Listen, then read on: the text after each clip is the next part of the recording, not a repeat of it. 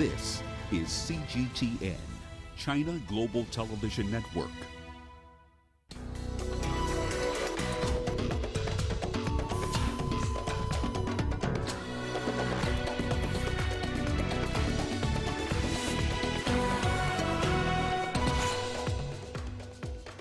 As China releases a white paper on its UN peacekeeping operations, we highlight the impact of the country's peace-building efforts in Africa.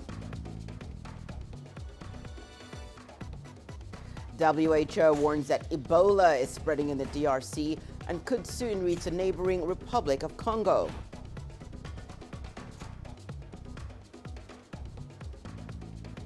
And African countries join a global plan to help produce, buy, and distribute COVID-19 vaccines fairly around the world. Hello and welcome. You're watching Africa Live. We're coming to you live from Nairobi. I'm Hannah Viviers, and here with the latest from the world of business is Rama. Thank you very much, Hannah. Here's what's coming up in the course of the hour. Authorities in Zimbabwe talks with international lenders to back a new securities exchange that will be trading on foreign currencies. And airlines in Nigeria seeking a bailout from the government 2 months after they restarted operations. We'll have the details on those stories and lots more coming your way in the course of the hour. For now, let's start with the latest in current affairs with Hannah. Thank you, Rama. We'll see you in a bit. Well, let's begin in China. The country has released a white paper on the participation of its armed forces in the United Nations peacekeeping operations. The white paper details China's role in UN peacekeeping missions over the past 30 years. Our reporter has more on that story. 这是中国政府发表的首部以中国军队参加联合国维和行动为主题的专题性白皮书。 This first-time white paper has a lot of ground to cover. In the past 30 years, over 40,000 Chinese peacekeepers have been sent to 25 UN missions in more than 20 countries and regions. And now, the white paper elaborates on what China's mission is. 首次明确提出 For the first time, it puts forward a concept of our missions in UN peacekeeping operations, that is, to shoulder our responsibility as a major country, uphold world peace, and contribute to building a community with a shared future for mankind. The past 3 decades have seen China's armed forces become a key force in UN peacekeeping operations. An official from China's defense ministry says the white paper tells the world the stance of the Chinese military. The underlying message of the release, I think, is to give the world a clear message that China supports the authority and the role of the UN in maintaining international peace and security. Figures cited show that China has provided 20 training programs to over 1,500 peacekeepers from more than 60 countries. And since 2015, China has sent 25 rotations of engineer and medical units, totaling over 7,000 personnel to missions in 5 countries. Experts say China's growing role in UN peacekeeping operations is a major sign of the country's willingness to contribute to sustaining world order. Zhang Dan, CGTN. China has for many years continued to support African-led responses to conflicts in the region, including African Union-led peacekeeping missions. The Asian nation has offered training, equipment, and financial aid to the AU. Chinese peacekeepers now serve in infantry, policing, and other roles on the continent. Most Chinese peacekeepers are in the Democratic Republic of Congo, Mali, Sudan, and South Sudan. CGTN's Daniel Arab Moy takes a quick look at some of the key roles of Chinese peacekeepers in Africa. In August 2018, when a large riot erupted in Juba, capital of South Sudan, the Chinese infantry battalion acted immediately on orders and quelled the violence promptly. The protection of civilians is an important part of peacekeeping operations. It is a duty that Chinese military peacekeepers in Africa have successfully undertaken. China's armed forces have been active in sending in troops to the UN missions to provide reliable force protection. In Mali, for example, Chinese troops have been helping to conduct guard duties and VIP protection at the Sector East headquarters.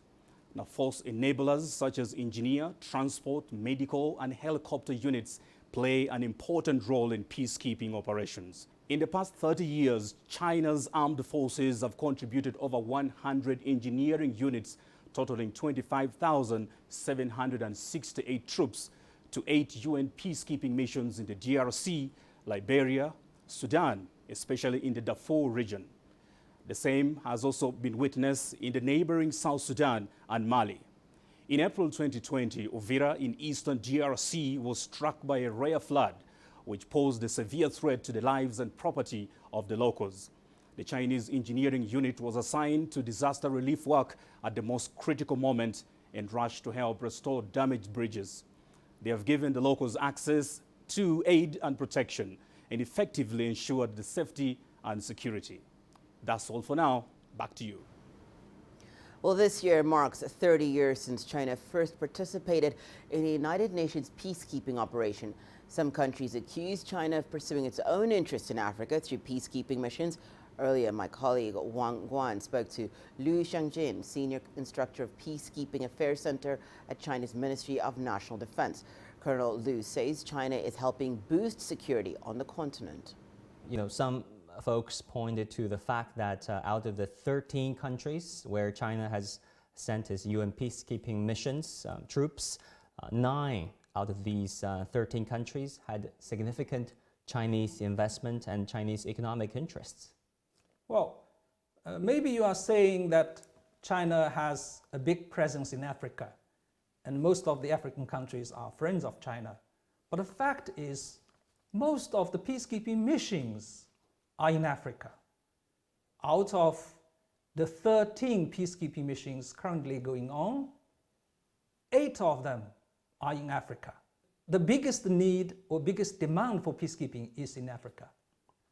China participates in peacekeeping missions in Africa, not to project our own force, but to help to lift the countries out of conflict and poverty. Chinese peacekeepers are in missions not to protect our own national interests. But of course, with their help, they can create, Chinese peacekeepers, together with their colleagues from other countries, they can stabilize the situation, create a safer and more secure environment. In that case, the Chinese national interests can better be protected, and Chinese interests can benefit from a safe and secure environment in the conflict countries. Earlier, we spoke to David Kikaya, who is an international relations expert on China's involvement in peacekeeping across the world. He started by explaining the impact of China's expansion of peacekeeping missions in Africa. Xi Jinping pronounced himself on around 3 areas of engagement. One, to build the capacity of peacekeeping missions in Africa, by and large by Africans, but also strengthen and hasten the development agenda of Africa so that there is a reduction in the poverty levels. The impact that China has had on Africa, especially in the area of peacekeeping, is to move away from coalitions which were more of a militaristic nature in terms of coalitions, but get into post-conflict peace building. So they're involved in peace reconstruction, peace maintenance, and a post-conflict peace reconstruction. And this is significant because if you are to achieve sustainable peace, then you have to look at what the causes of the conflicts, how the conflict was undertaken, but more importantly, how you can forestall those conflicts. So China has been a significant player in that respect in Africa. The U.S. Commerce Department has announced that it will bar Americans from downloading the messaging app WeChat and video sharing app TikTok, both of which are owned by Chinese firms. This will be from the 20th of September. Time is ticking for TikTok's parent firm ByteDance, which is racing to clinch an agreement with Oracle, which may shield its operations in the U.S. ByteDance. ByteDance has been talking with Oracle and others to create a new company, TikTok Global, which would address Trump administration concerns about the security of its users' data. This proposed solution still needs the president's approval to stave off a total ban on U.S. operations.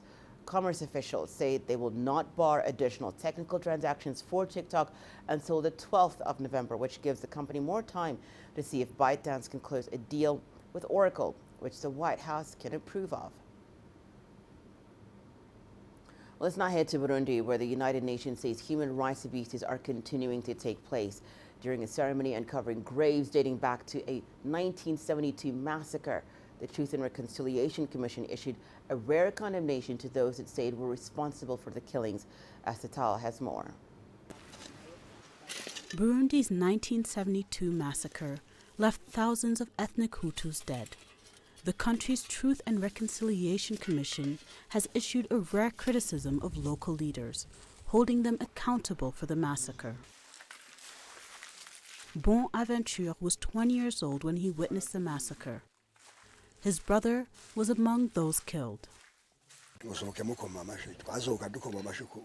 We walked out cheering, jostling each other for the door. They called everyone to the hills. After they finished calling them all to the hills and gathered the people in front of the courtyard, as the house was full of people, they said they would start the work. Soldiers then surrounded the victims, bringing them into different groups and shooting at them. Burundi has long suffered bouts of ethnic clashes. The Truth and Reconciliation Commission's mission is to find the remains of victims, like those found at these 8 mass graves. Esther Joni's father was among those killed. What we need to focus on is forgiveness. God will allow us to bury what happened, because the perpetrators were not from other places. They were our neighbors with whom we shared everything. The first thing to do is to promote the spirit of reconciliation. The Commission's mandate ended in 2008, meaning any acts taking place after the year are no longer in its scope. As the most recent mass graves were reopened, a UN report has alleged offenses such as rape and murder are still common in the country. The report says numerous human rights abuses continue to take place, including during the general election in May. The country's new president, Evariste Ndayishimiye, has however said he wishes to break away from the abuses committed by his predecessors. The Burundian government has yet to respond to the allegations detailed in the UN report. Astatal, CGTN.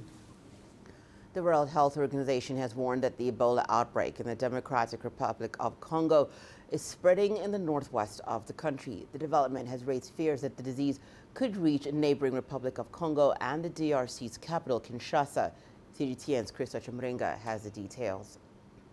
The Ebola outbreak in the DRC's northwestern province of Equateur has spread to 40 areas since June this year. The most recently affected area borders the Republic of Congo. That has raised fears that the disease could spread to the neighboring country. Health experts have also expressed fears that the disease could spread to the capital, Kinshasa, due to the large number of travelers from the Ebola hotspot. But some humanitarian agencies are optimistic about containing the outbreak. Unfortunately, Ebola has continued to spread, and it has not spread as rapidly and as massively as it did in the east.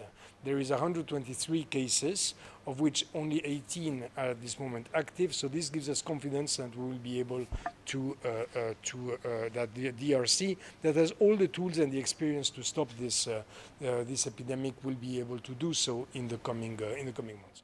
The WHO has urged donors to contribute more to prevent the disease from spreading further. The outbreak has occurred in a remote area with dense rainforests. It has emerged as the DRC government battles COVID-19 and other epidemics across the country. The latest Ebola outbreak is the 11th to occur in the DRC since 1976. Chris Ochamringa, CGTN, Kinshasa, Democratic Republic of Congo. It's time now for us to take a short break. More news making headlines when we return, including African countries join a global plan to help produce, buy, and distribute COVID-19 vaccines fairly around the world. And South Sudan's rival parties inch closer to a deal on the formation of a unity government.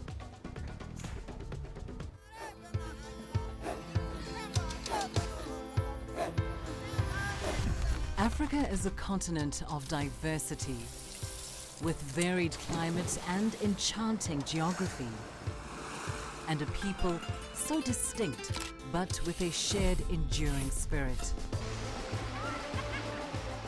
We are at the heart of the continent to bring you the untold stories. Let's have a look. We celebrate Africa as it shapes its own destiny. Tunis, Cairo, Juba, Johannesburg, Ethiopia, Tanzania. Africa Live. Find your voice. I try to not let it affect me, but there are days when it does. I'm a human being, and to see patients in a hospital bed and their family members are not there, there's no one there to hold their hand, that human touch, you know?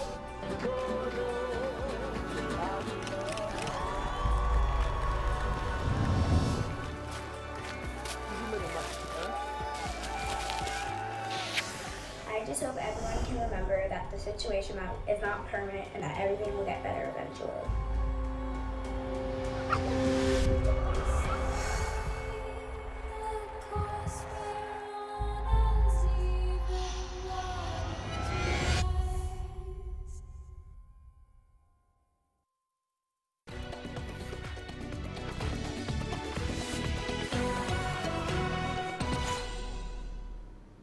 Welcome back. You're watching News Making Headlines right here on Africa Live. Well, African countries have signed up to join a joint global plan to help produce, buy and distribute COVID-19 vaccines fairly around the world. So far, 170 countries globally have beat the 18th September deadline set by the WHO to sign up for the initiative. CGTN's Colette Wanjohi reports from Addis Ababa.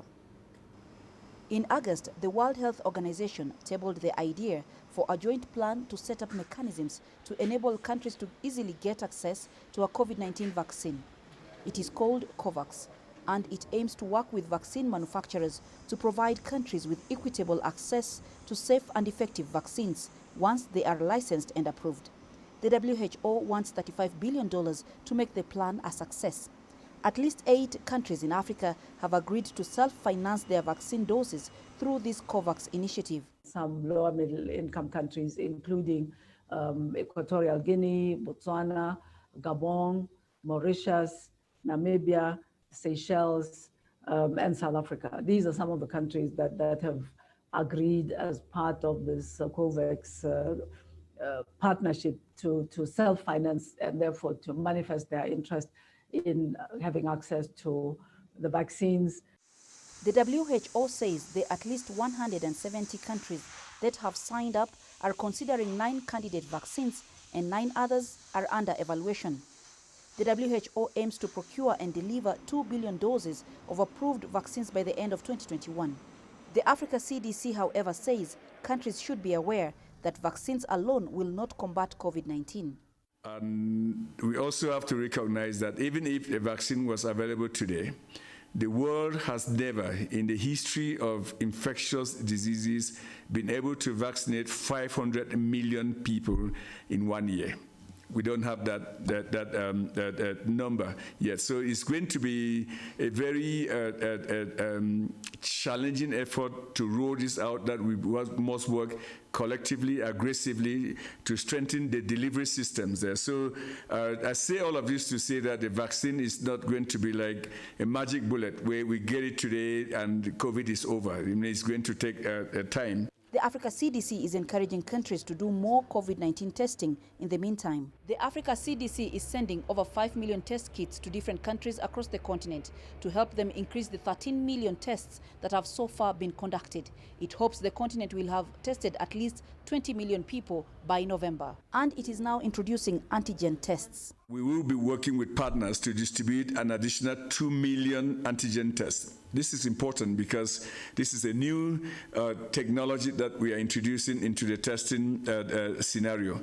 Previously, we were all limited with the ability to expand testing by polymerase chain reaction, which is a PCR test, a molecular test, which takes very long, the turnaround time can be long. And now with the antigen test will enable that you test people quickly, and within 30 minutes or so, we know the results and you can do the contact tracing. That is a very important development. The continent has so far registered at least 1.3 million confirmed COVID-19 positive cases and has lost over 33,000 people to the pandemic. Colette Wanjohi, CGTN, Addis Ababa, Ethiopia.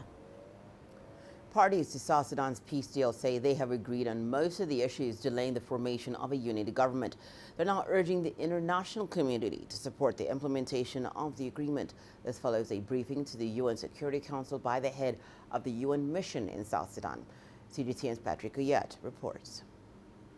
The formation of South Sudan's unity government began in February with the appointment of ministers, but disagreement over power sharing in individual states is delaying progress. State governors were only appointed in June, and the parliament hasn't been reformed yet.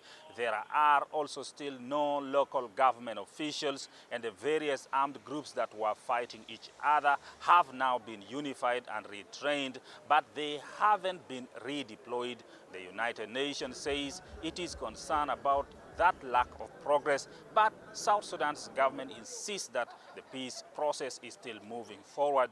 All the remaining areas which need to be agreed on, the discussion going on, we are very hopeful that all those issues will be resolved in the coming days. We ask United Nations Security Council to support the implementation of peace agreement and to rally behind the transitional government of national unity to implement the peace agreement, because at this stage we need support of everybody. Elections are scheduled for 2023 towards the end of the new government's mandate, but the UN says the elections are likely to be delayed, which could then lead to more armed conflicts in the country. Meanwhile, there are still armed groups opposed to the current peace deal. South Sudan's government is negotiating with them, but a final binding agreement can only be reached once there is a fully functional administration in the country. Patrick Oyet, CGTN, Juba, South Sudan.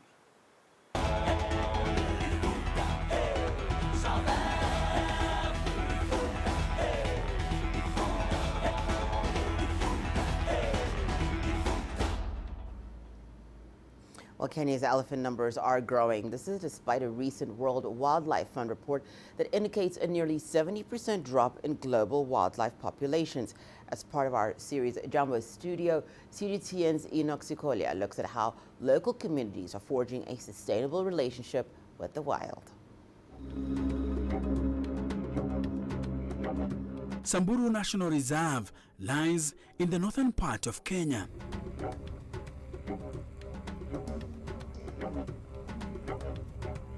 At this time of the year, there is little rainfall, but wildlife is in abundance. The National Reserve is home to species native to the north.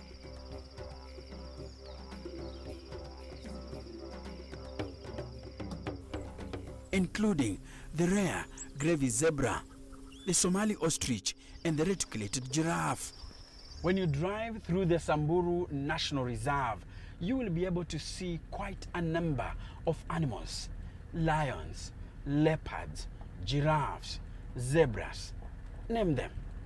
But this jurisdiction is home to the world's largest animal, the elephant.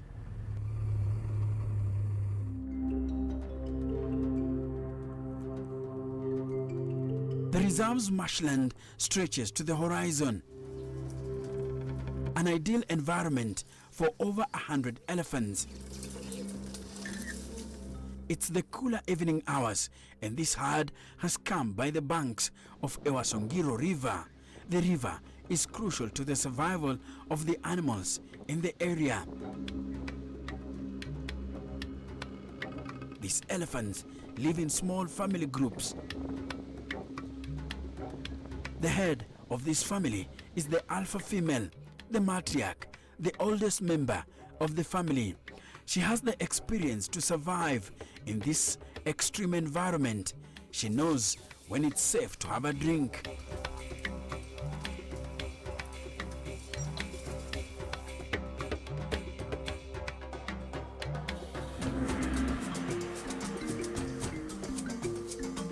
With her foot, she signals other members of the family to approach the river.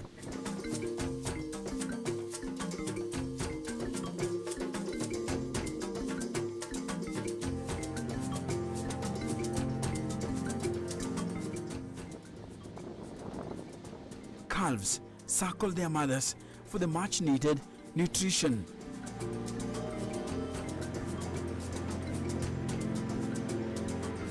The matriarch and her sister circle around baby elephants for protection. When the drinking spree is complete, the matriarch leads the way from the water point. Since childhood, she has mastered the routes to water points and food sources.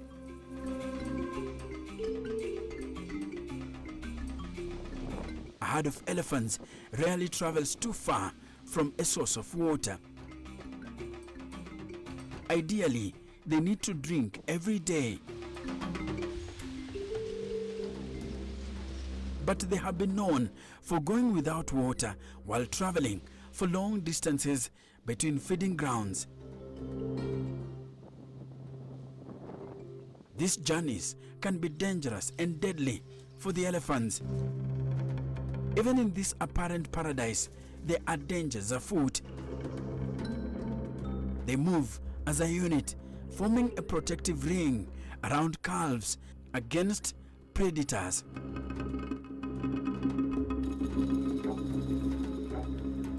But in this vastness, there is another enemy as deadly as a lion.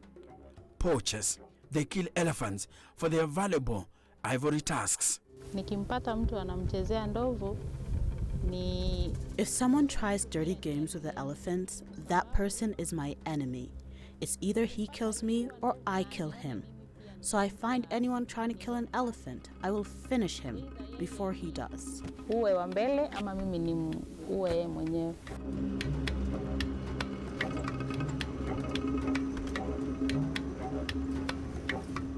It's been a grueling 4 hours for these rangers chasing leads on illegal activity within the reserve area. Intelligence had pointed to a likely presence of poachers in an area favored by elephants.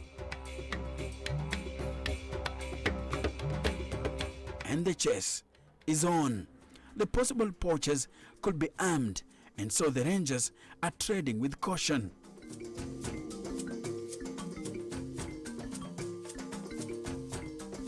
For these protectors of wildlife, disappointment often follows a hunt.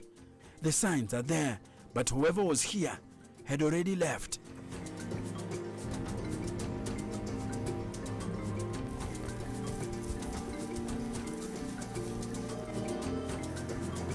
A sharp, double-edged knife was recovered. Rangers suspected it was left behind by a potential poacher who had just fled.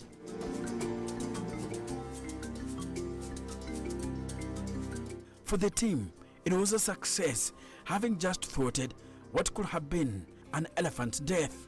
For a dead one, it's no more useful to us. You know what we normally do? We only take the tusk and return them to the animal. Nothing else. But when it's alive, it makes good money, because every visitor come today, tomorrow even some years, meet the same elephant, take the picture and pay.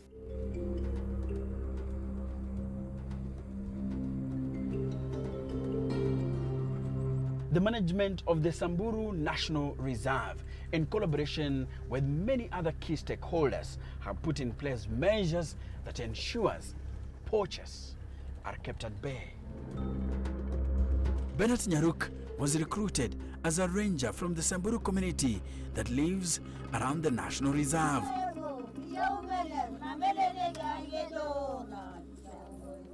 It's part of the strategy of ensuring the local community is encouraged to be part of conservation efforts. Some of the rangers employed here are former poachers, men who have now denounced the illegal trade. We have the supplier and we have the buyer. And somebody cannot come all the way from Nairobi or from Mombasa or from any part of the country to come and kill an elephant. They must use the locals who are within the area. We encourage them to continue protecting wildlife when they go to their areas, and that's why they have known the importance, and they have already started to establish conservancy. This large group is evidence of the reserve's conservation efforts. Several elephant herds have congregated here.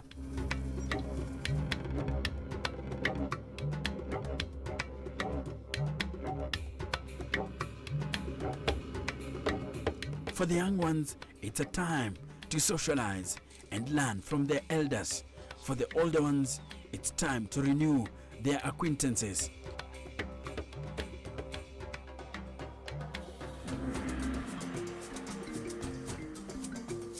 The latest Living Planet report by the World Wildlife Fund shows that elephant populations globally have significantly increased.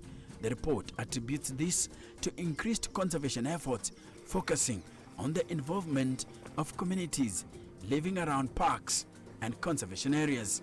Modeling from science that is featured in this report shows that we still have a small opportunity to reverse the loss of nature if we take urgent and unprecedented action today.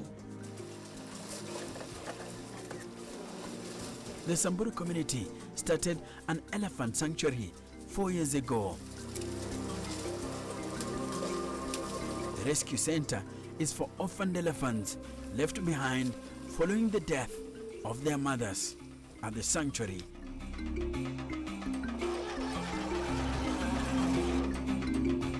They are cared for until they are old enough to defend themselves. Then they are released back to the wild to find a family. They really need love and passion, and whenever you give them love, they really give love back. So sometimes even they rumble, like when they see their mothers or when they see the bottle, they just rumble. Since 2016, over 30 orphaned elephants have been rescued, with 10 of them already reintegrated back into the wild.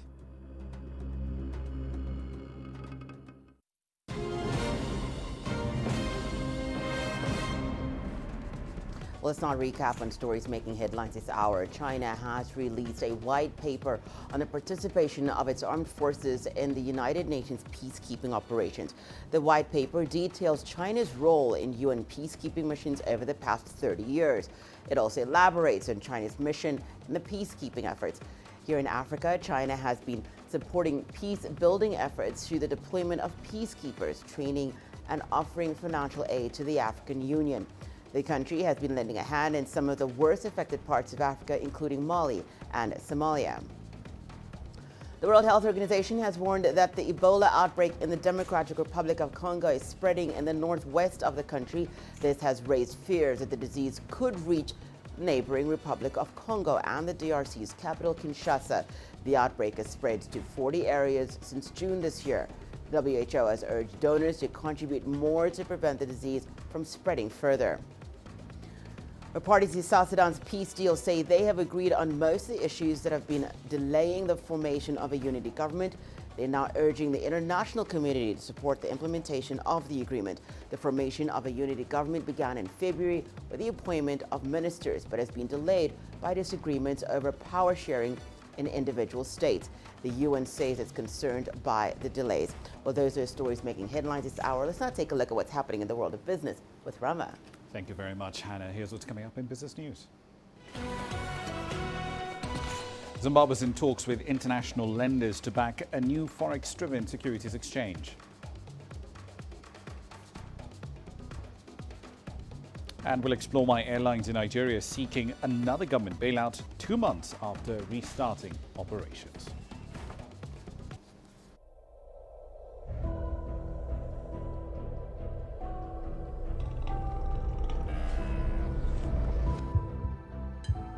It's just taken me completely out of my depth, but at the same time it's exciting. It's new, it's different, it's a challenge. It's really exciting.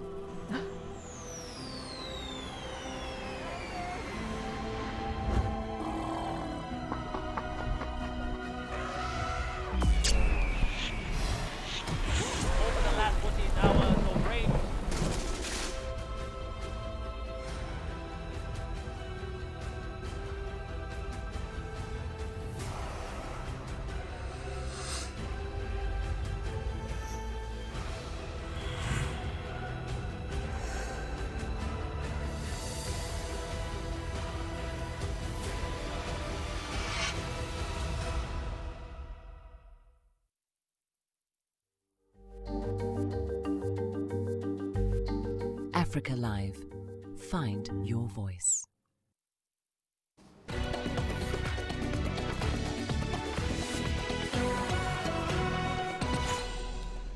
All right, then let's start in Zimbabwe. Authorities over there are in discussions with several international investment banks to support a new stock exchange that will trade exclusively in foreign currency. Now, the lenders involved in the talks are based in multiple areas: Africa, Asia and Europe. The Victoria Falls Stock Exchange will initially target mining companies operating in the Southern African nation and other firms with foreign listings as well. Now, this new bourse comes at a time when many foreign investors are struggling to take money out of the country's main market. Back in June, Zimbabwe badly rattled domestic and foreign investors when authorities abruptly suspended trading on the Zimbabwe Stock Exchange for over a month.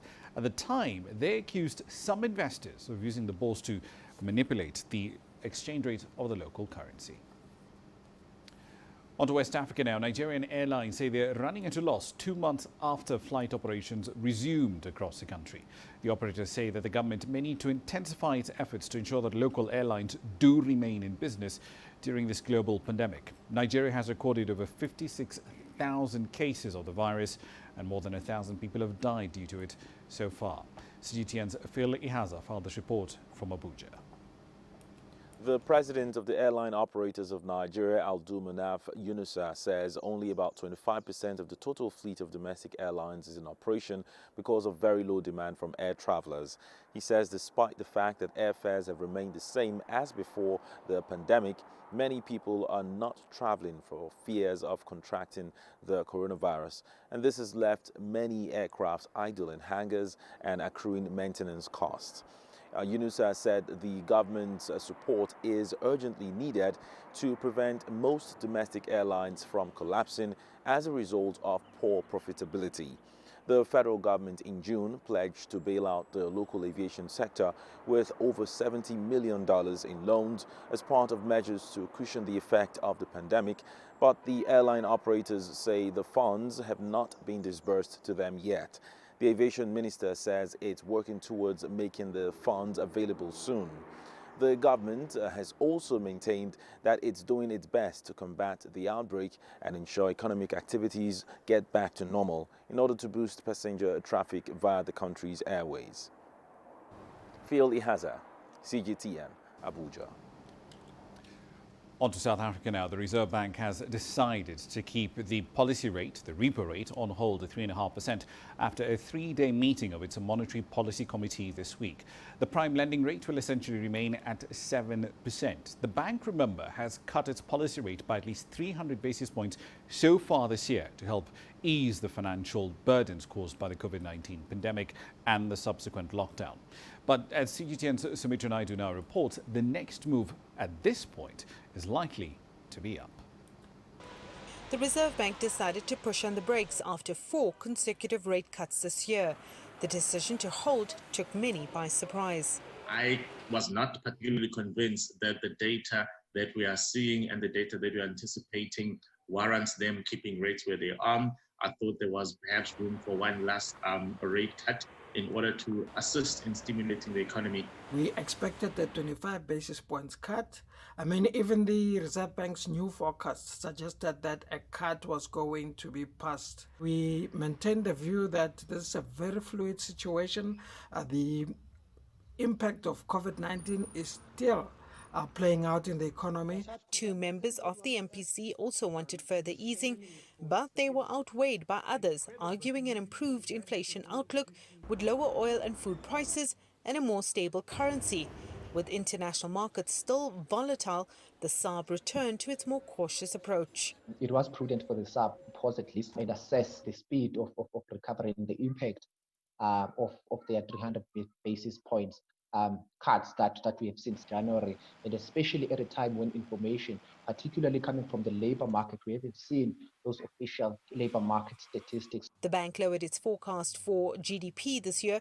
It now expects a contraction in growth of 8.2% for 2020, as opposed to the 7.3% it suggested in July. Getting back to pandemic output levels will take time.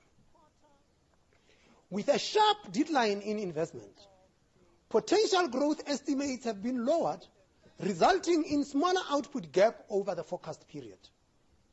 GDP is expected to grow by 3.9% in 2021 and by 2.6% in 2022.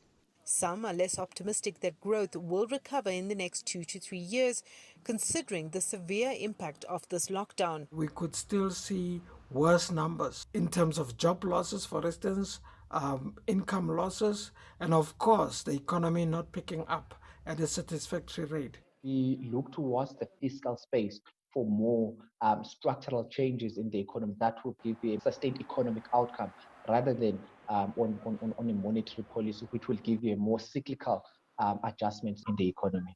The Reserve Bank says it's done all it can. All eyes are now on the President's economic recovery plan and what it can achieve. Sumitra Nadu, CGTN, Johannesburg, South Africa. On to Africa's youngest states now. South Sudan's huge dependence on oil revenues to fund government operations and provide foreign currency earnings is partly to blame for its current economic meltdown. Back in August, the central bank admitted it had essentially run out of foreign exchange reserves and it could no longer limit the depreciation of the South Sudanese pound. CGTN's Patrick Oyet has the details on this unfolding crisis. South Sudan is facing the worst economic crisis since independence. The local currency is depreciating daily against the dollar, and the Central Bank of South Sudan says its reserves are depleted due to years of civil war and the impact of the coronavirus. Many Juba residents say they are now unable to afford basic goods. This economic crisis is increasing, and I believe that it is going to worsen the situations. I don't know what kind of this country is going to be in this coming days. So we as citizens, we are demanding the government to take measures in this time so that we control the economy. It's not easy these days. Everything has gone high. The rate of the dollar has increased, and it affects also the school. President Salva Kiir has set up a committee headed by one of the 5 vice presidents, James Wani-Iga, to come up with measures to arrest the deteriorating situation. One of the recommendations from the committee is a total overhaul of some government's revenue-generating institutions, such as the National Revenue Authority and Customs. President Kiir has now replaced the finance minister, the head of the country's revenue authority, and the head of the oil company, Nile Petroleum. South Sudan depends on oil money to fund 98% of its budget, but the pandemic has led to a fall in global oil prices. The government says it is now focusing on bringing in revenue from other sources like taxation. We have found out that a lot of exemptions have been issued, and the money that we are losing in the process is more than what we collect. So we have today resolved that we are going to do thorough investigation and examination of the same. The Central Bank of South Sudan says it is working on measures to try and address the issue of inflation. The bank is threatening to ban the use of dollars in the country, but that would be a huge challenge because many South Sudanese businesses import goods and require dollars to do so. Patrick Oyet, CGTN, Juba, South Sudan. Right, and on to a story on logistics. Ethiopia's transportation ministers commended the successful construction and operation of the Ethiopia-Djibouti standard gauge railway line. Here's CGTN's Asta Tal with the details on that electrified rail track. The 756-kilometre electrified railway is the first transboundary railway on the African continent. It connects Ethiopia's capital, Addis Ababa, to the Red Sea port in Djibouti. Contracted to 2 Chinese companies, the Ethio-Djibouti Electrified Railway has been playing an increasingly important role in facilitating the transportation of people and goods between the 2 countries. Together, we accomplished a very significant task of construction of about 756 kilometers of railway line with major relevant infrastructure, rolling stocks and facilities, and the system was made open to operation since January 2018.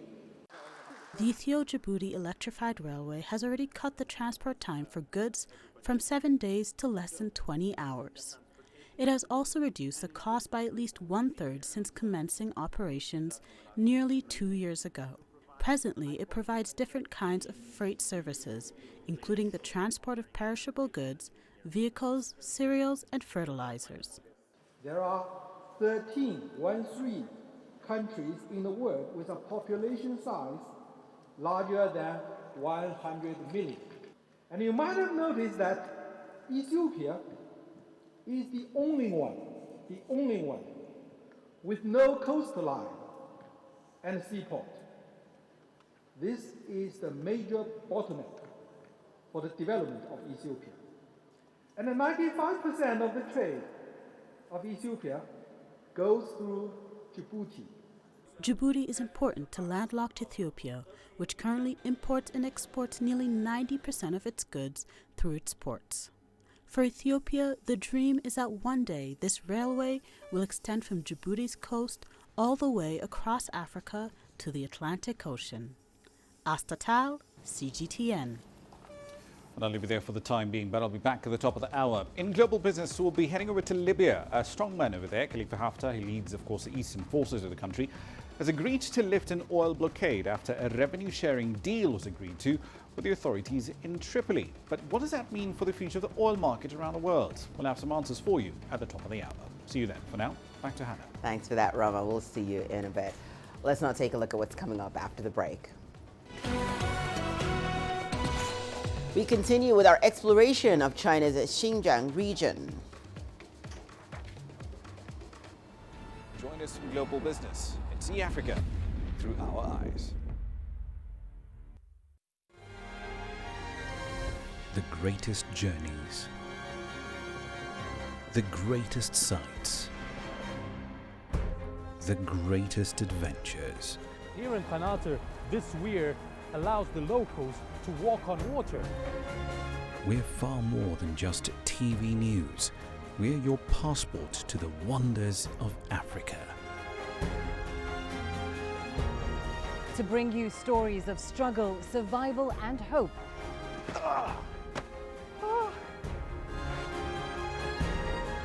So let's explore.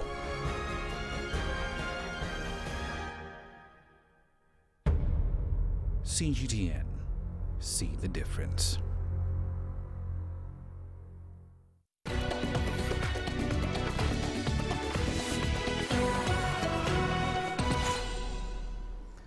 Well, the Chinese city of Horgosh is located on the border with Kazakhstan.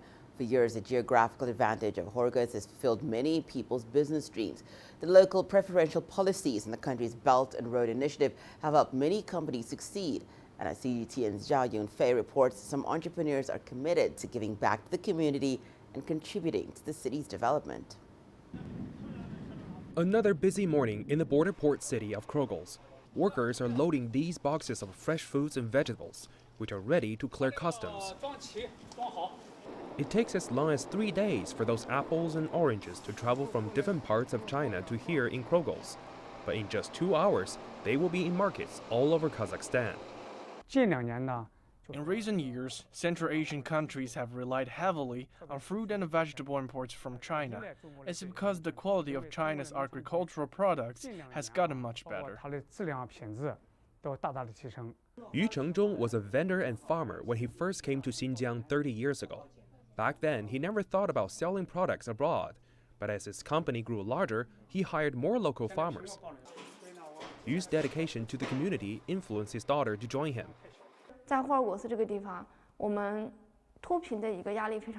Many in Horgosh feel a pressure to alleviate poverty. My father hopes to help his farmers learn something from the company. As the assistant manager, Yu Huan cares about the employees' experience at the company. At a garment factory just blocks away, she buys New Year's gifts for workers while supporting a neighbor business. And 100% of the factory's sewing workers also come from rural families in Xinjiang. We aim to create an industry model to support the development of Xinjiang. It also supports national unity. So far, their products are sold across much of China, but the company plans to take another step toward export more goods in the near future. Well, after the show break, we go into the world of sport and take a look at what's happening there. Here's what's coming up. Government rolls out phased return of post-COVID-19 sporting activity in Kenya.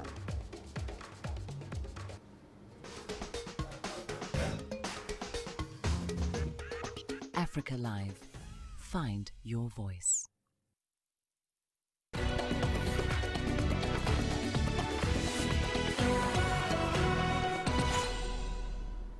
Time now for a look at what's happening in the world of sport. The Kenyan government has rolled out a phased return for sporting activity.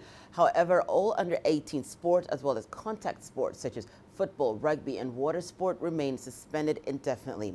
Sports Cabinet Secretary Dr. Amina Mohammed says that non-contact sports such as athletics will reopen in a phased manner but under strict guidelines.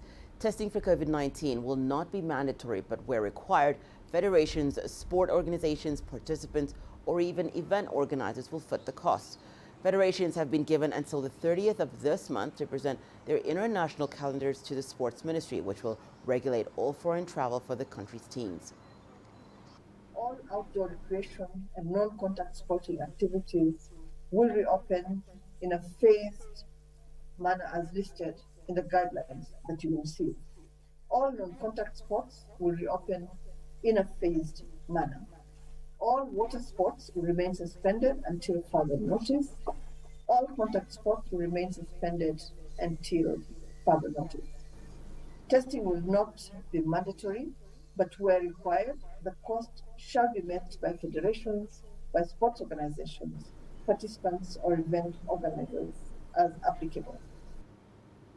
The Paralympics in Tokyo will see a host of determined South African athletes aiming to bring home medals. One particular tennis player says they are aiming not only to qualify but also to finish with a spot on the podium. CGTN CS Duplessis has that story. Alwande Sekosana is an exciting prospect to keep an eye on. The young wheelchair tennis player who won the 2017 Senior Soweto Open as a 16-year-old refuses to let his disability get in the way of his dreams and is already targeting success